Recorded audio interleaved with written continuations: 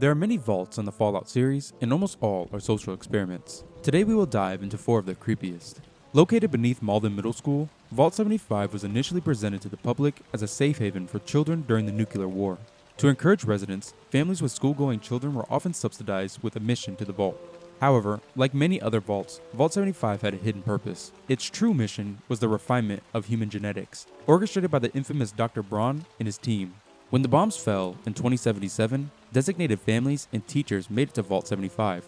Upon entering, the children were separated from their families and escorted to the atrium. Meanwhile, the adults were executed under the guise of receiving orientation. The children were raised with the tales of Uptopland, the wasteland above, and were told that they were trained to venture out and help suffering people upon graduation.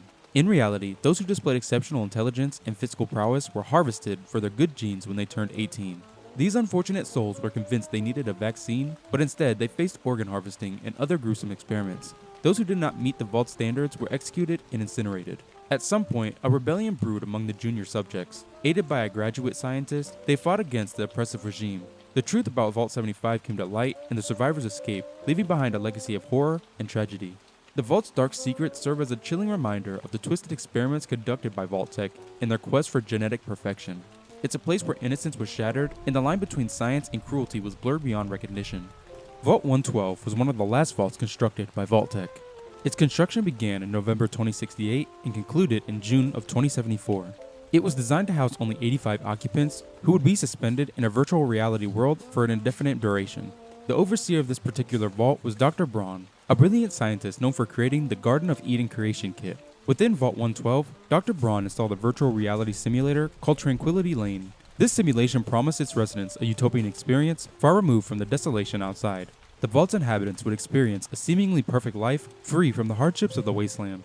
However, there was a catch. Once they entered the virtual reality pods, they became entirely at Dr. Braun's mercy. They had no means of living on their own, trapped within the illusion. Initially, Dr. Braun followed the experiment's intended purpose. He created simulated worlds where residents would live their idyllic lives.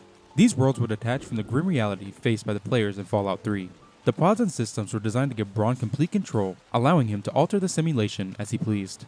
But boredom eventually set in. Braun grew tired of the utopias he had crafted and began a macro-based cycle. He virtually killed each resident, wiping their memory and then resurrecting them within the program. Their suffering was endless, their lives manipulated by Braun's godlike power. To access Vault 112, players ventured through Smith Casey's garage. The garage conceals the entrance. A switch reveals a staircase leading underground. Once inside, they encounter a main hall with tranquility loungers connected to the central mainframe. Each lounger monitors the condition of the subjects within. The residents, blissfully unaware of their predicament, remain trapped inside their virtual paradise, oblivious to the passage of time. As you explore this eerie vault, you uncover the depths of Dr. Braun's cruelty and the twisted experiment he orchestrated. The tranquility promised by the simulation is a facade, concealing a nightmare of eternal existence within a digital illusion. Construction on Vault 108 began in March of 2061, but was cut short in December of 2069 due to a work stoppage. The vault was designed to accommodate 475 residents for a total of 38 years. However, its purpose was far from ordinary.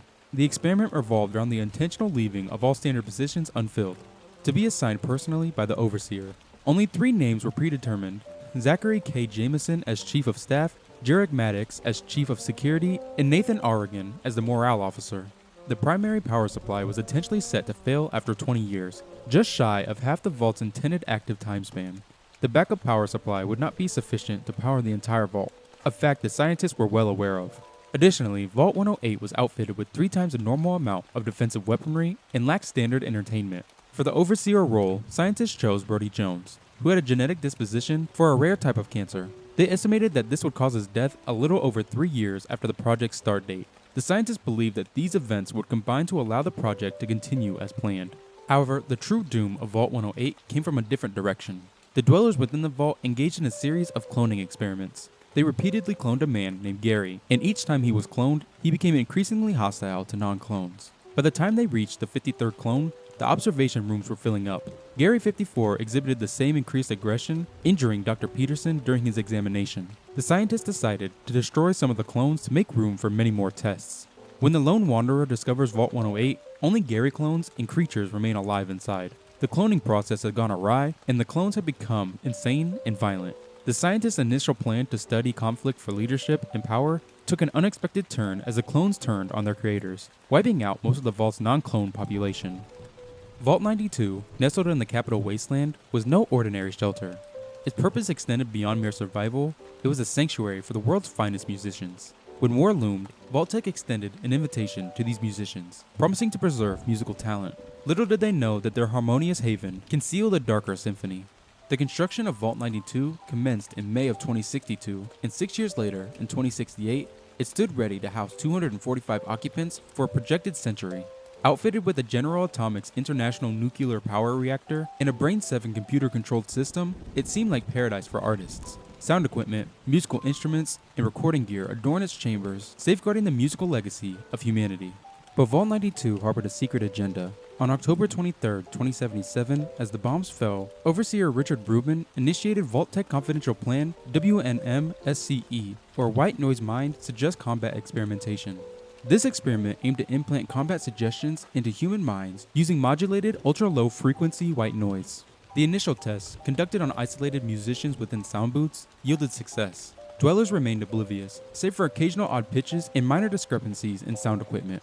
Relationships blossomed, including a romance between a violinist named Hilda and Parker Livingston, the recording studio supervisor. Overseer Rubin expanded the experiment. White noise emitters infiltrated the vault, primarily within soundproof recording studios. Here, music played alongside the insidious whispers of combat commands. To ensure full exposure, personal sound players and headphones were banned, compelling musicians to listen within the studios. Vault 92's legacy was twofold: preserving music and manipulating minds. Its harmonious facade masked a symphony of deception. As the world outside crumbled, the musicians unknowingly played their part in a grand experiment, one that resonated far beyond the vault's walls. Vault-tec is a terrible company, but their experiments make for some great stories. Check out my other videos for more lore on various games, and leave a like and subscribe to the channel if you enjoyed.